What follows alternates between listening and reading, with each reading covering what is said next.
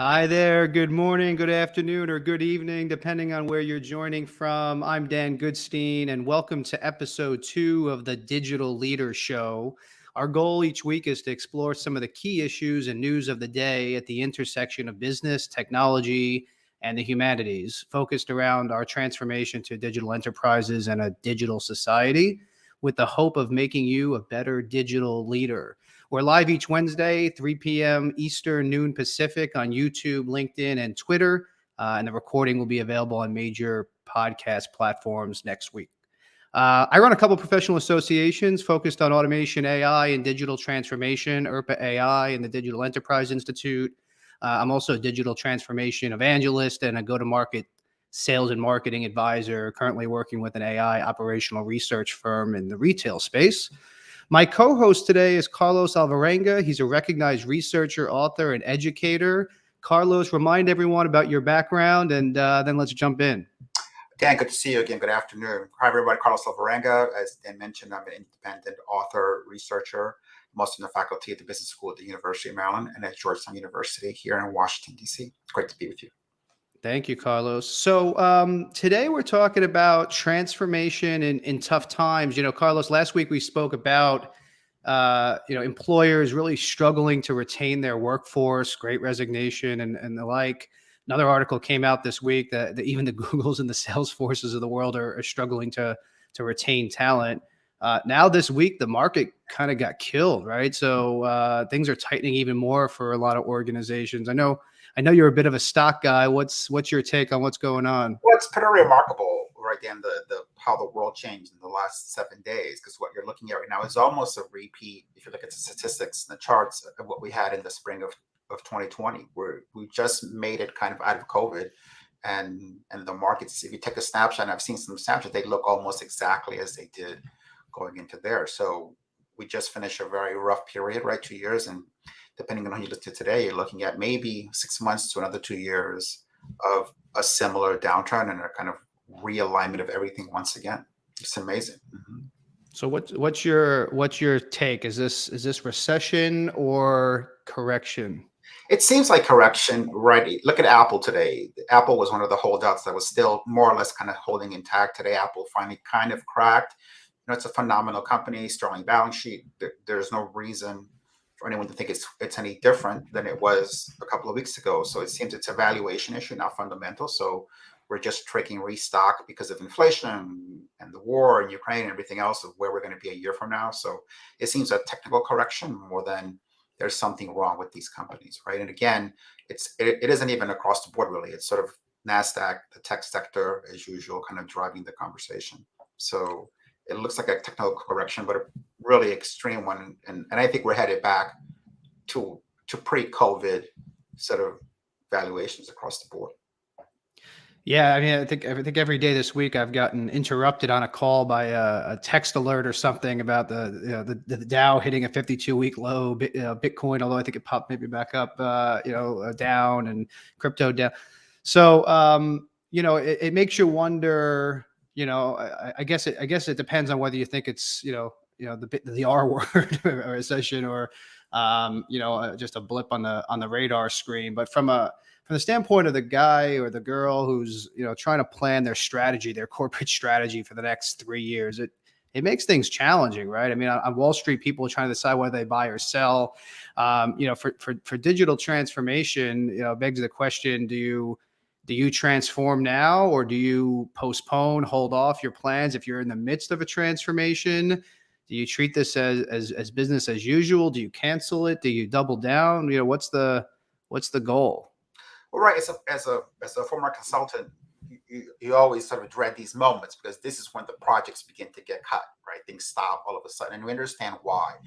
Priority shift and what was allowable suddenly becomes a luxury.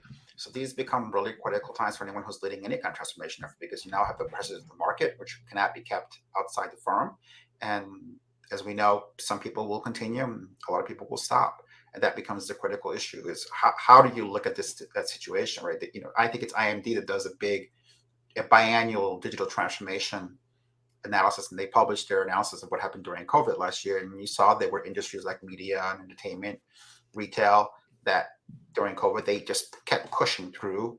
Others kind of stopped and retrenched, and in some ways they sort of fell behind. So that's what usually happens. Some people will continue, and a lot of others will stop, and that becomes the key question. And it's not that it's people stop often because they want to stop, right? If you've got a CEO or a board saying, look, these things are going to be paused, what are you going to do? There's not much you can do in that case. You have to think about, well, how do I make the case against that if that's what's happening?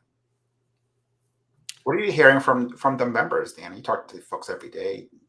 Is it still somewhat external, or has it flown in and saying, okay, it's time to rethink whatever we had on the drawing board for 2022? Yeah, I don't think it's there yet from a financial standpoint. I think we've been there. I mean, most of the people I speak to, they're still trying to figure out this overused term, the new normal, right? But this kind of post-pandemic era as to, will things go back to pre-pandemic numbers, or is this a new hybrid? We talked about hybrid workplace last week, right? Yeah, but do we move to more of a hybrid, model of the a combination of the old business? I mean, you take certain industries, right, like retail. I think people have realized that they don't need to go to a store to do a lot of things that they wanted to. I think that people, certainly certain generations of people, were just used to a certain type of model, and they didn't really have a reason to change that model. Now all of a sudden they were forced.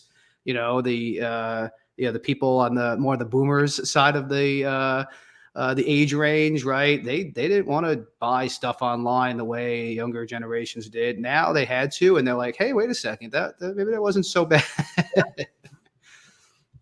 So I think I haven't seen the most recent financial, whatever you want to call it, blip, recession, correction. I haven't seen that really affect plans yet. I mean, if it continues beyond this week, I'm sure we will, right? People start getting kind of sluggish and concerned. But I hope that companies realize, if there is a financial downturn, I hope they realize what I wish they would have realized in 2008 and in all the other issues, pre-pandemic, which is the change is inevitable, right? At some point, you're going to have to make these investments.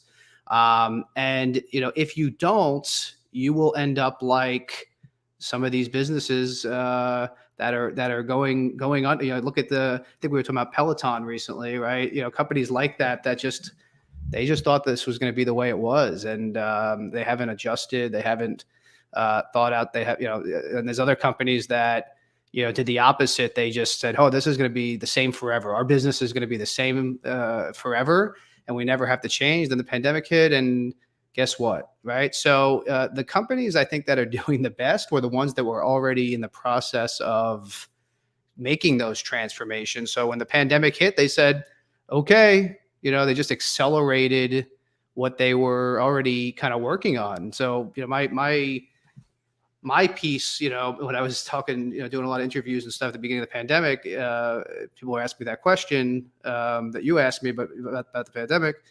I just said, I think this just accelerated the inevitable.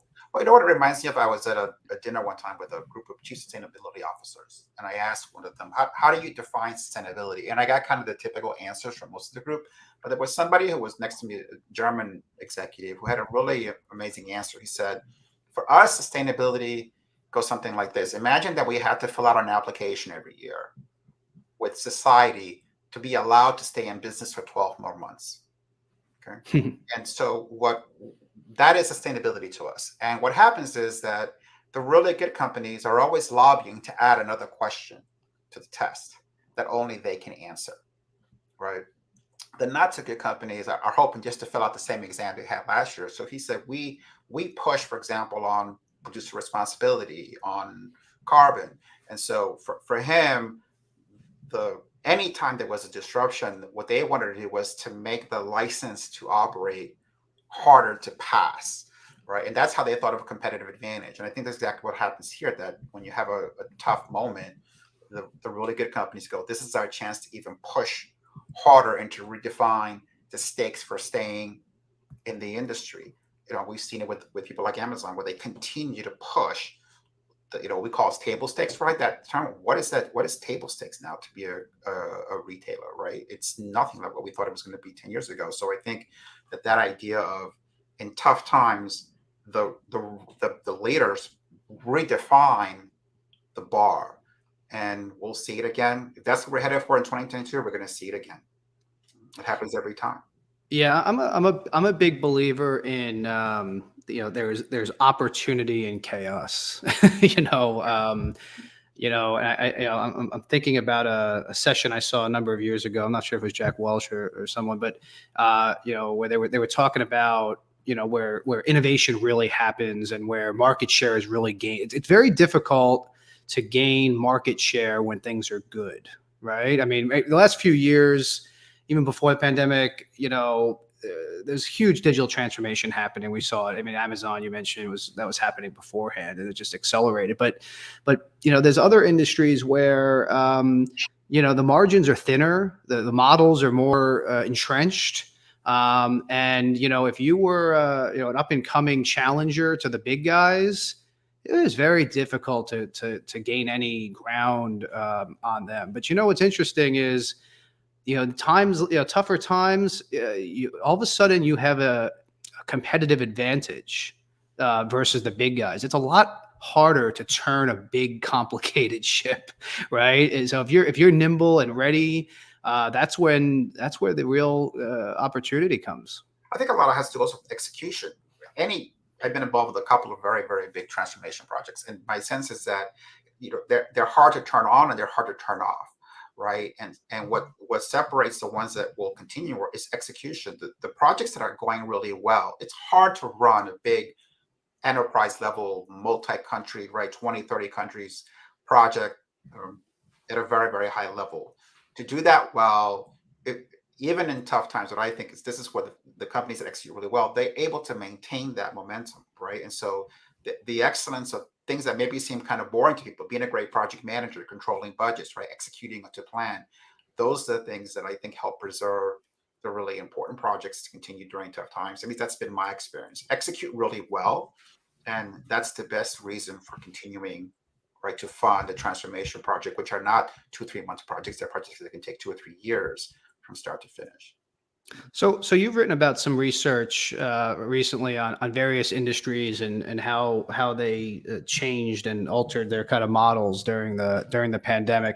Any particular ones jump out at you, Carlos? Well, I think that this is based on the IMD research, right? And what we saw there was that there is when things get very complicated, right? There is this sort of kind of almost three groups that you get. You get the group of companies and industries where they continue to push forward, either because they want to or because they don't have any choice. And in the last downturn, it was media and entertainment. We saw it with Netflix and Disney and everything else, right? And retail. Those were they just sprinted ahead of everybody else. You've got the groups that continue projects. They're neither racing ahead nor falling behind, and the ones that kind of just stop, right? And decide, well, look, we can't afford it, or it's too complex, or isn't the right time. And that's usually what happens. Will it be the same group this time? I don't know, but we'll probably get the same kind of division again, where 2 or 3 sectors will move forward. If this is a 1 or 2 year thing, others will continue to kind of in the pace they're at right now, and we know there will be a whole other group, but the projects will just stop or be curtailed significantly. Where the real transformation accelerator is going to be, that's the interesting question. This is a 2 year thing. And we go back to the question of people again, right, Dan, back to your point, which is, okay, you have this choice. You were short staffed a week ago, and that's all we talked about. Suddenly you're looking at a really rough year. Well, do you rethink people investments into automation, into technology investments? Because to a certain extent, that's more controllable, perhaps. Well, and that's the big question, I think, comes up a lot with us and our membership, I think the real question becomes, what's the right balance between technology and people?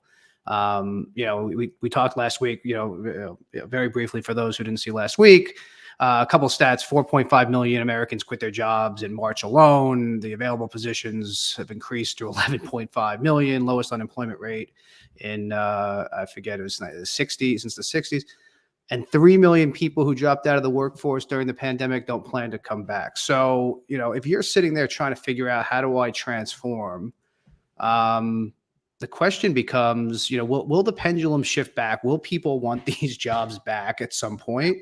And do we hold their places? Do we leave room for these people to come back, or do we try to replace it with tech innovation? And there's always this cycle, right, where jobs that existed before these big technology shifts go away, but then new jobs are created. We can look at, like, retail is a good example. You didn't have the tens of thousands of warehouse workers, for just to pick one, where it's really obvious, right? Before Amazon came along. Today, that's probably the fastest growing job. If you look at the entire ecosystem, it's logistics and supply chain. So they go away in one area. Oftentimes they're created in somewhere else. So if we have this phenomenon again, some things will go away and then some things will be created. Yeah, I'm glad you mentioned that. So I think there's two, and my background is for a long time has been in outsourcing and automation and AI. So I get these. If I don't get these questions at work, I get them at the backyard barbecues from friends and family. Right. The reality is, I think there's 2 points there, Carlos. Right. One is I'm a big believer in jobs aren't eliminated by technology; they're changed by technology, right? And so we talked last week about kind of education world and how do we adapt the students and the workforce to adapt to different jobs. But that's the newer, I think, point. The older point is those storylines about the alarmist saying that machines steal jobs. That's, as you kind of alluded to, that's been disproven, largely disproven, right? So my favorite story of this is the ATM story, right? And I heard this a number of years ago, and followed up with some research. It's actually very interesting. So in the 70s, they started installing ATMs, right, in banks. And everyone at the time was, this is the end of tellers, right? All these tellers are going to lose their jobs. People are freaking out. It was like, I think, I don't know if it was the first, but one of the big, technology is going to take our jobs, waves of people stressing out. Turns out over a 30-year period, teller jobs actually increased. Since 2000, not only have teller jobs increased, but the growth rate is actually faster than the labor force as a whole, right? So it's outpacing increased jobs in general. It turns out the average bank branch did require about a little less than half the tellers, but it also meant that it was cheaper to operate a branch. And so what the banks did is they increased the number of branch offices, and when it became cheap enough to do so, they just kept for various reasons, regulation reasons, marketing reasons, they just opened more branches, right? And so more bank tellers. So, I mean, that's not going to happen forever. I mean, at some point, you're not going to need as many tellers as technology advances, but that's a long tail. It's going to take it's going to take a generation, for that to happen. And, as technology and the industry consolidates even more. So, as long as you're not going to school right now for bank telling, I think you're going to be okay. Hopefully the next generation is looking at, if they want to be in banking, they're focusing on mobile banking and not, being a teller. And part of it is too, first of all, I agree with what you said, but I think also there's the unintended nature of technology, right? There's a story I tell about my consulting days, what I something I call the Lin effect. And so I was project manager, had a big supply chain transformation going on, had a big technology component, and I kind of got the sense from the steering committee that they thought that when we flipped the switch on this new system, that suddenly all the problems they had were going to go away. And we knew from what we were doing that there were all kinds of issues that were hidden, that were going to be exposed by the technology. So I told the steering committee the story about my roommate in grad school who is a stereo fiend. And he dreamed his whole life of having the stereo by a company called Lin, which is a company in Scotland. And he became an executive one day. He lives in Belgium, and he said, "Hey, I finally, I made it. I spent whatever, some crazy amount, 50,000 euros on the stereo. When you come to Belgium, come to my house, and you can check out the Lin." So this is back in the CD days. So I happen to be going to Belgium. I go to his house, and I bring along the CD. we pop it in the CD player, and in this lens stereo, it's totally remarkable, right? It has like 2 knobs. They don't trust you, so they sort of you can turn the volume up and down, and just kind of play and pause. The rest is up to them. They have to send a guy to your house with lasers to set it all up for you. It's a whole production. So anyway, I put in the CD. It starts to play, and it sounds worse than it does in my sort of normal stereo at home. And he goes to me, well, what do you think? And I don't even know what to say, right? So you spend 50K on this thing. And he goes, I said, look, Bookman, it's pretty awful. It sounds worse than it did at home. And he said, yes, that's what's so amazing. He said, because in the stereo you have at home, you can't hear the flaws in the recording, right? The lens is so faithful that it shows you every mistake that was made in the studio by the engineers. And so I told the steering committee, you're about to experience the Lynn effect, which is when technology creates more problems than it solves. And I've argued in the past that the Lynn effect is almost universal.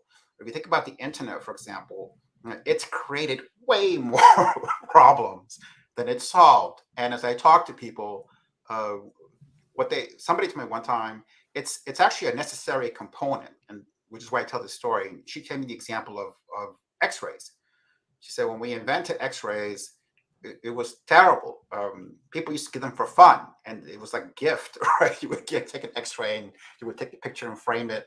And what happened was that it took a whole nother couple of generations of innovators and new roles to be created for us to finally fix the problems that we created with this great innovation of being able to look into the human body. And so these transformation efforts, when they're really that big, right, they create all kinds of problems, which lead to the need for solutions, so then creates a whole new set of jobs. And I think we saw that with the internet. We're seeing with things like retail banking today and finance, right, which is being democratized for good or bad. And we'll see it again in the next couple of years. Yeah, and so again, circles back to the education conversation last week of Always so does, yeah. right. If you're the person who's transitioning a system to where it will inevitably be, then we have to invest in or create some kind of connection between education and the workforce to say, hey, we're going to stop hiring tellers in 5 years, so let's pump out people that can help with other areas of banking. So that's a important point. But the other part of it is how do we evolve past? That's not transformation, right? That's pushing work from one spot to. So the big challenge in automation right now is, a bunch of companies have done a lot of automation over the last few years, and guess what? They've pushed the work from one part of the conveyor belt, the proverbial to another part, right? It's the same people. They're just doing different jobs. Now, instead of entering the stuff, they're doing quality control on the stuff. I mean, you could argue it's a better quality job for those people, but for the enterprise, it's not really transformation. It's not really cutting costs.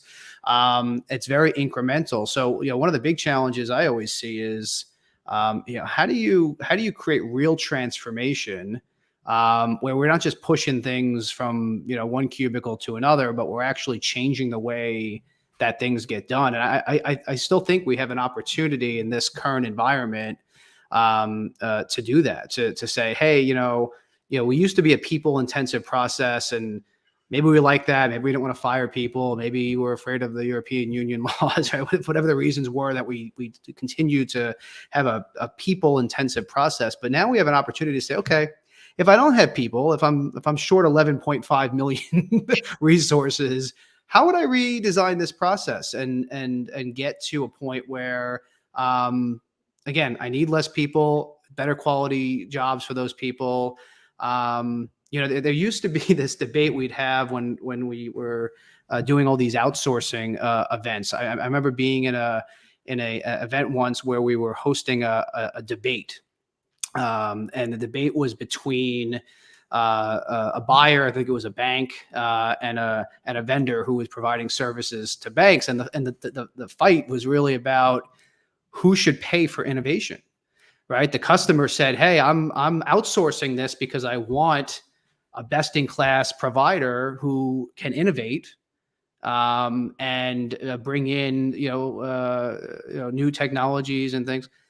And then the vendor's saying, yeah, but you're not paying me to innovate because you just put this out to an RFP process and hired the cheapest vendor right, to do this job. And so you're cutting all the innovation. So there's this back and forth debate for like 45 minutes about, who should pay for innovation. And a lot of innovation didn't happen in these companies for a really long time. And then automation and AI kind of popped up. Right. And so, how do my advice to companies today is to use this as an opportunity. You're saving money on, if you do automation, AI, right, you're saving costs there. You're saving costs on the workforce right now. Instead of trying to just refill those jobs and go back to the same broken process that you had before, why not reinvest that into real transformation where you change the way work gets done?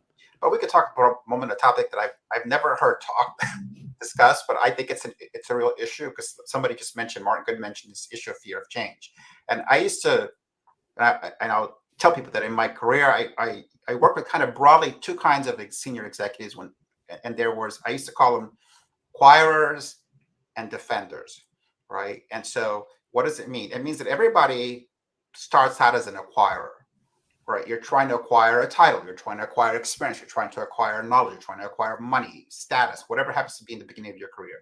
So that's great. But what I saw as a consultant and also as an educator is that there comes a moment where you go, this is it. It's as good as it gets. I'm not going to be at C level, I'm not going to be CEO, I'm not going to do whatever, but whatever you are, this is where it's going to go. At that moment, you now switch and you become a defender. Right? Your job is to defend what you've worked very hard to acquire. And when clients used to ask me, who do you want to work with, as your partner in this transformation project, I'd say, I don't care what role they have. I don't care what function they're in. Try to find me an acquirer, right? Someone who's willing to risk something in order to change this business, because a defender, generally speaking, isn't transforming anything. But nobody will. Not their job. Nobody does. It's not their job. And there's no incentive. Their job is to stay at SVP. Their job is to keep their house in the Hamptons. Their job, whatever it is. But that is the number one thing that you worry about every day, is not losing what you've gotten. I think that's it's an organizational culture.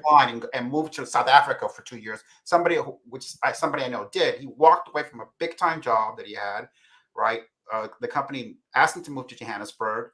He did that, left his family behind in Spain, spent 2 years really in a very innovative, creating a whole new business. But what the company did for him was they told him, look, your job will not be here when you come back, but a job will be here for you, right? And we'll work with you to make it worth your while. So smart. Again, it's a rare company that does this, and it's a rare individual who says, that's right, fine. Take everything I've worked to get. By the way, this guy had he was in charge of Spain. For him, it was his dream job, and he walked away from it. And that becomes, I think, a key when you say, look, take this kind of risk, right, on behalf of the firm. Then the other thing is defining what that transformation is, right, Dan? How many people have you talked to when you say, when I used to work with senior executives and all the time, and you go, well, define what digital transformation is, and they couldn't. Yeah. Right? They had a vague sense of what it was. So how are you working to something you and the board really haven't been clear about? What does it really mean? And maybe it's not even possible. I don't know. That doesn't mean that it's possible everywhere, but if you can't define it, that becomes sort of a priori, a huge issue. But you just jumped over something that's, I think, one of the biggest issues in companies, right? And we've learned from some of the digital disruptors this idea of kind of fail fast, right? And it's a relatively new concept in big companies. Martin saying these people are scared of change, but and that is a huge factor of it. But I think the bigger issue is these companies don't.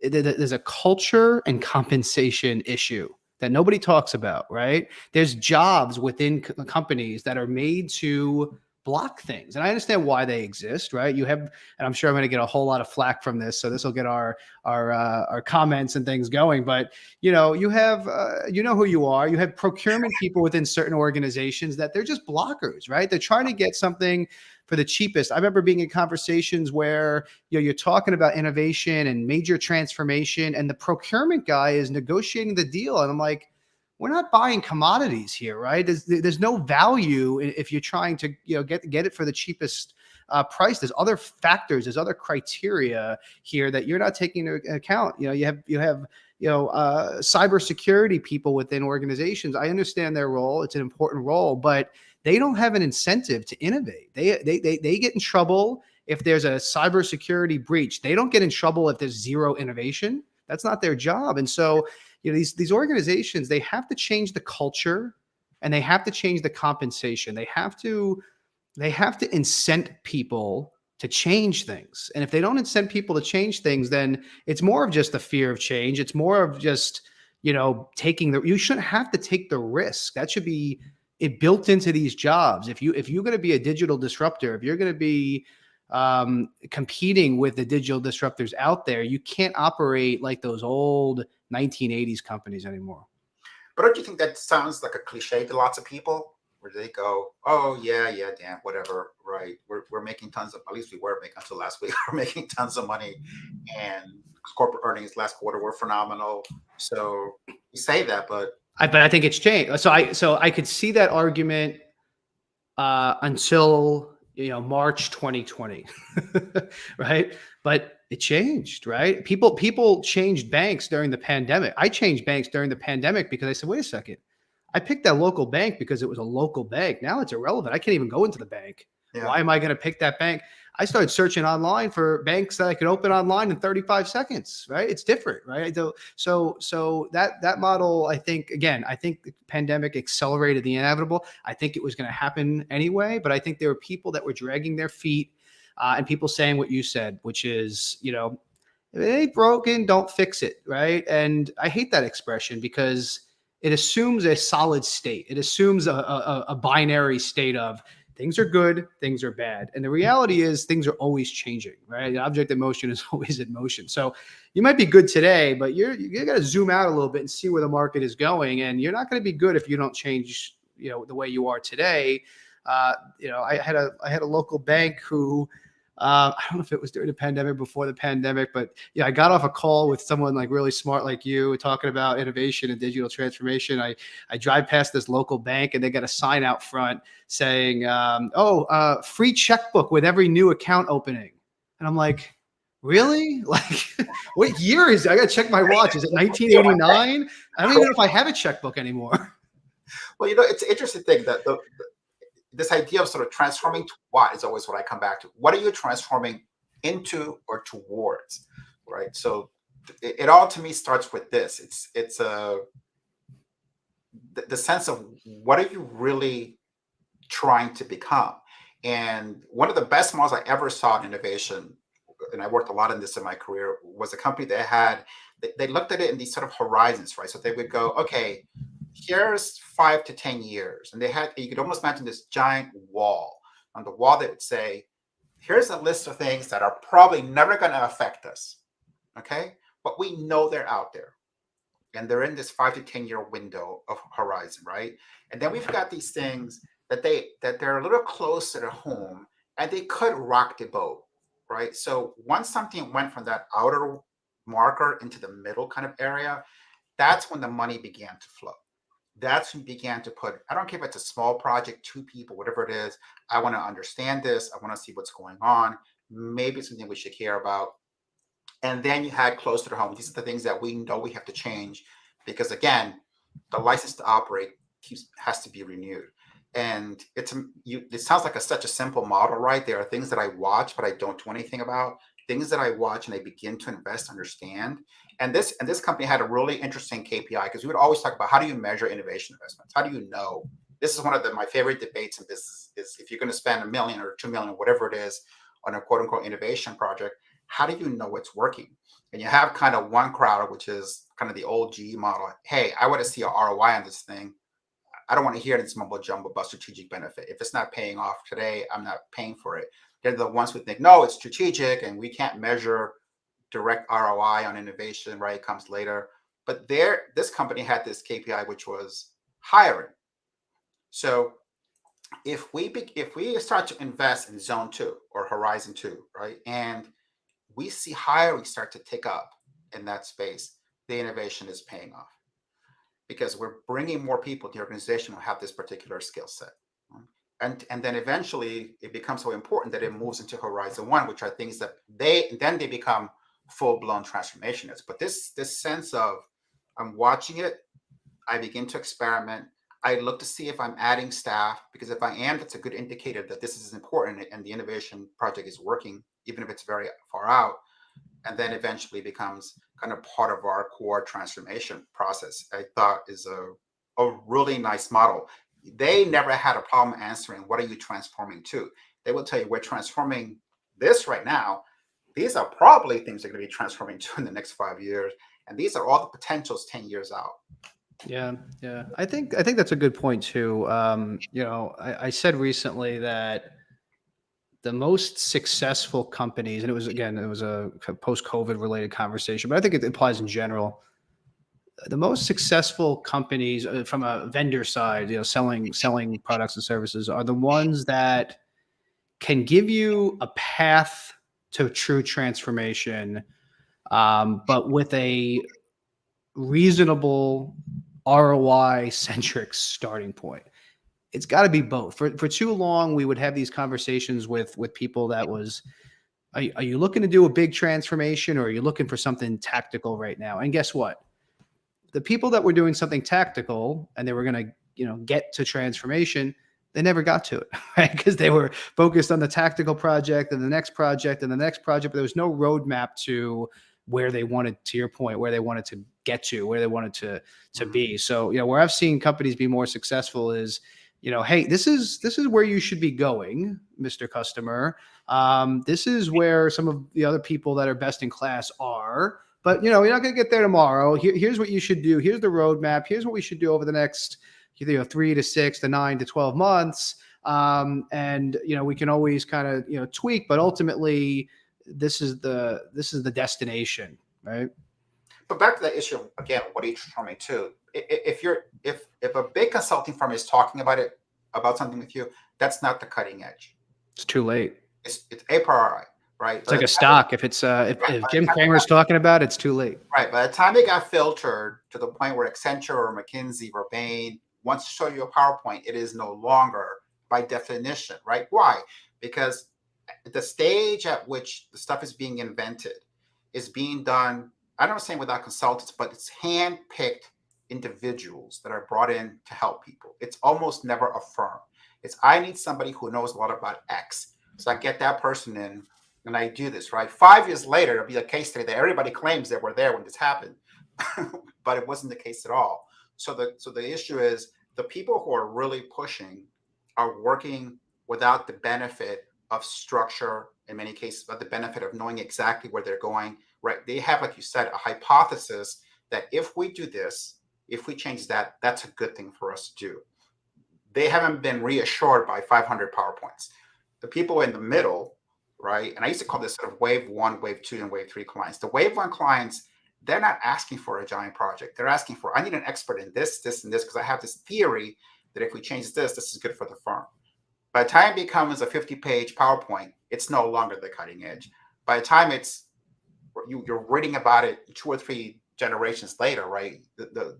You're long beyond or far behind, right, where the best work is being done. So I think it all goes back to who are the leaders in their firm and what is their hypothesis about what has to change for us to continue to be the best or to stay at the front.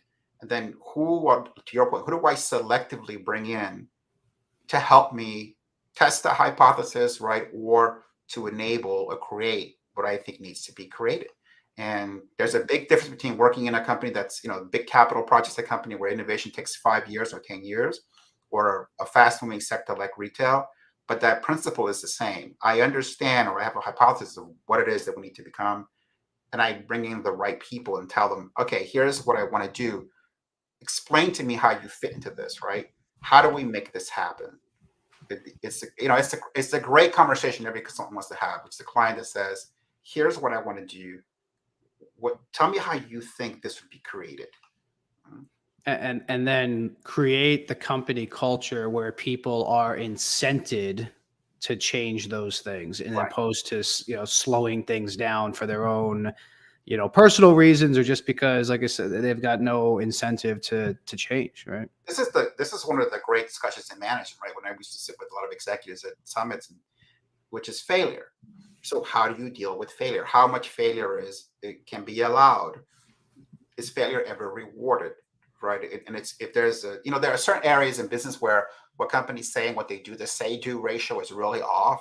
And failure is one of those areas, right? Where so many companies say, oh, we reward this, or we tolerate it, we encourage you to fail. And then when it happens, even if it happens at the macro level, nobody gets hired at the macro level, right? They're worried about their careers at the micro level. So are you sure that your managers, if your position is that failure is okay, some kind of failure in some settings is all right, and it can even be rewarded in certain circumstances, right? Because you learn from that, then is that really what's happening? And that's to me, one of the great questions for a very small leader to ask is, walk me through the failure strategy of this firm. And if you cannot, if you don't even know how to answer that question, then it's going to be very hard for you to be innovative. Yeah.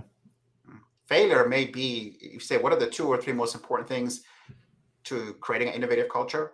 Is defining the failure strategy. I personally think it's in the top 3, because you get it wrong once and you're going to spend 5 years with people telling stories, right, about the one time we tried X and it didn't work, and that was the last time that happened. Yep.